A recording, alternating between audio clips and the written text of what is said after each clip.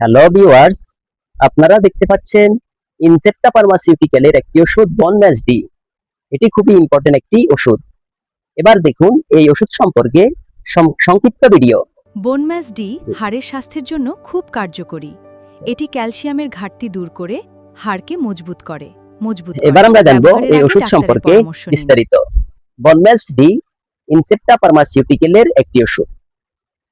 এতে আছে অ্যালেন্ডোনিক অ্যাসিড এবং পলিক্যালসিফেরল। এক নম্বরে এবার আমরা জানবো এই ওষুধের উপাদান ও কাজ সম্পর্কে। এক নম্বরে হলো অ্যালেন্ডোনিক অ্যাসিড। এটি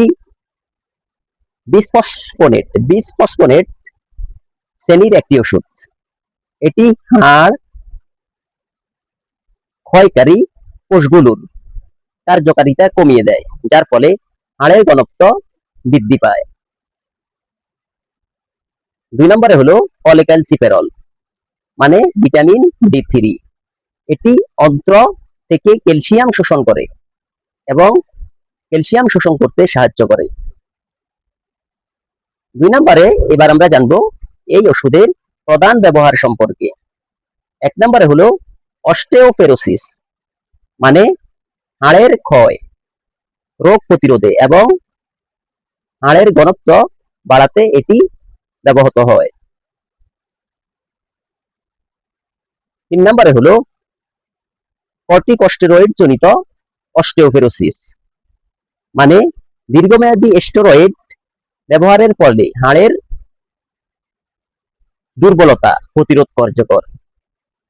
তিন নম্বরে হলো প্যাকেজ ডিজিজ, মানে হাড়ের অস্বাভাবিক গঠনজনিত রোগের চিকিৎসা এটি নির্দেশিত।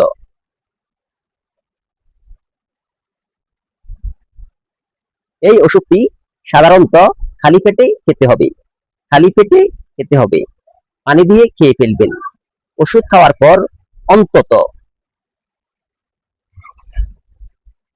30 থেকে 60 মিনিট পর্যন্ত কোনো কিছু খাবার বা অন্য কোনো ওষুধ সেবন করা যাবে না।